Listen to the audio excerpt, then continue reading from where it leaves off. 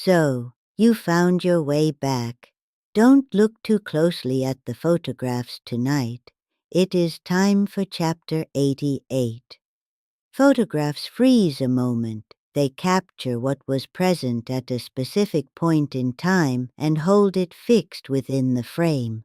The people in them do not age, do not move, do not change. This is the nature of photographs, fixed, still, reliable records of moments that have passed. But sometimes, a photograph does something that photographs are not supposed to do. Something within the image itself moves.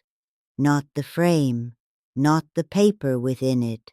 Something that was captured at the moment the photograph was taken and has been inside the frame ever since. Waiting, with the particular patience of something that has nowhere else to go, and nothing to do but wait for the right moment to make itself known. I have photographs in this room. I am careful about which ones I look at directly. Some of them, I am fairly certain, look back. A man kept a framed photograph on his desk at home, a photograph of a group of people at a gathering some years past. People he knew, a moment he remembered fondly. He was accustomed to its presence on his desk in the way you become accustomed to any object that has occupied the same position for long enough. He noticed the first movement on a Monday morning. The photograph had shifted, not dramatically, perhaps 2 centimeters to the left of where it normally sat. He replaced it in its usual position without particular concern. Someone had moved it. Perhaps he himself had moved it without thinking. He thought nothing more of it that day, until the following morning when it had moved again, the same direction, the same small and precise distance, and he lived alone. He noted its exact position carefully before going to bed that night, placed it against a small mark he made lightly on the desk surface with a pencil, so there would be no question in the morning. He woke the following day and went to his desk. The photograph had moved, the same direction, the same distance, away from the pencil mark, with the same small and precise quality of movement that suggested not a random displacement but a deliberate repositioning, as though something was slowly and methodically moving the photograph to exactly where it wanted it to be.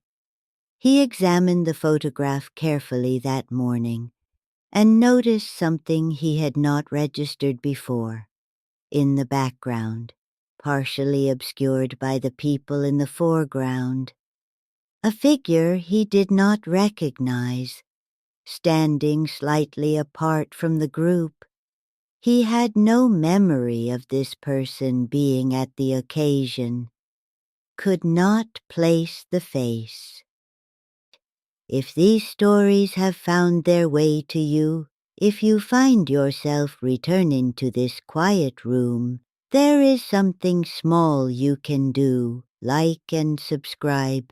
It tells me, and whatever else watches from this room, that you were here, and that you intend to find your way back. He looked at the figure for a long time. Then he looked at the direction the photograph had been moving each night, and realized the photograph was being positioned so that the figure in the background was facing directly toward the room. He stayed awake that night, sat in the chair across the room from his desk, and watched the photograph in the low light of the apartment. The room was quiet. Nothing moved for a long time. He was beginning to think nothing would happen when he saw it. The photograph shifted, slowly, precisely, moving across the desk surface by the same small distance it had moved each previous night. He watched it move with the focused attention of someone who has decided to see something clearly regardless of what that clarity costs them. The frame moved smoothly across the desk surface as though being pushed from within, from inside the image itself. When it stopped, the figure in the background was facing directly toward him.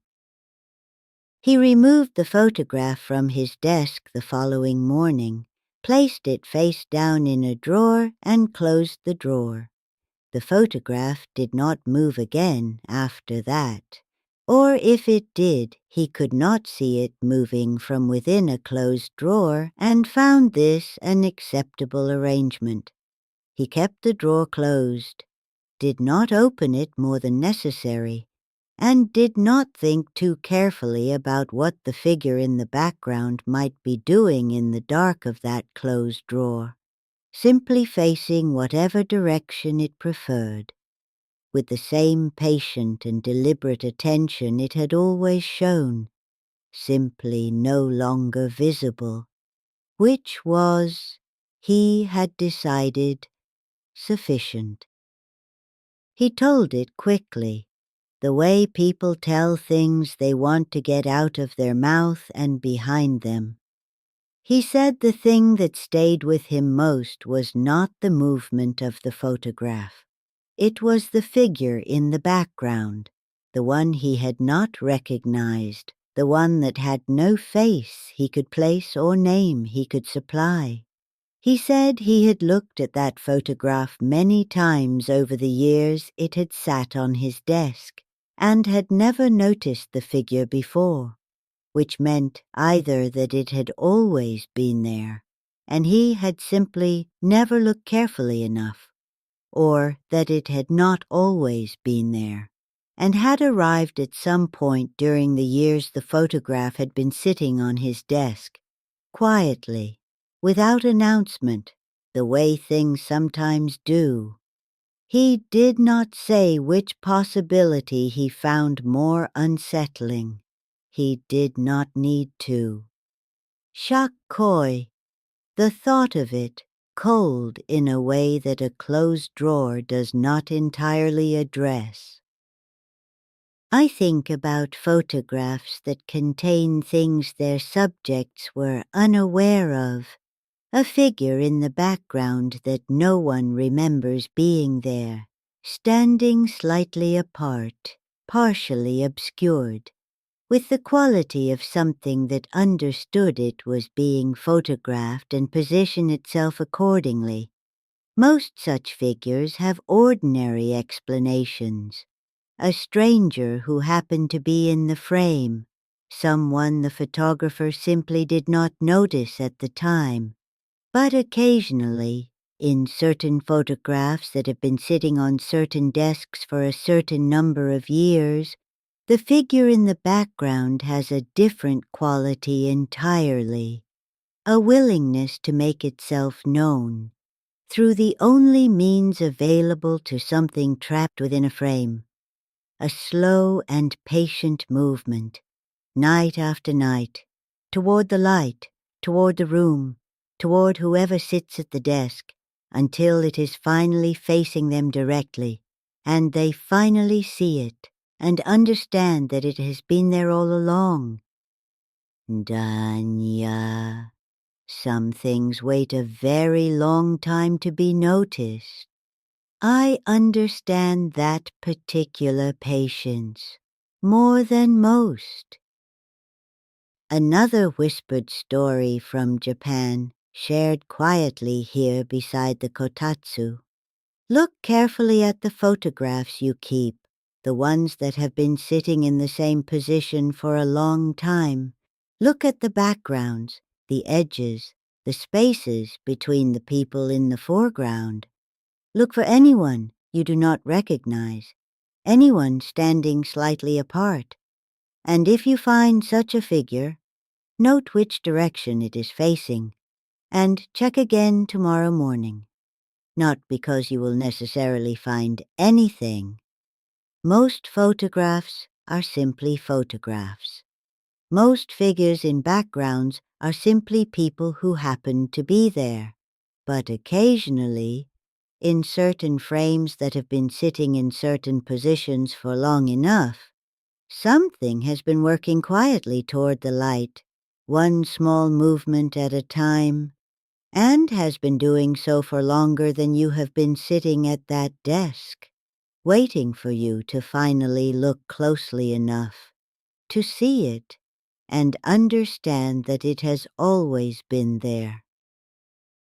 If this story stayed with you, if the dark or the shadow feels a little closer tonight, you know where to find me. I am always here beside the kotatsu, watching, waiting. And if you wish others to find their way here too, there is something small you can do. Like and subscribe.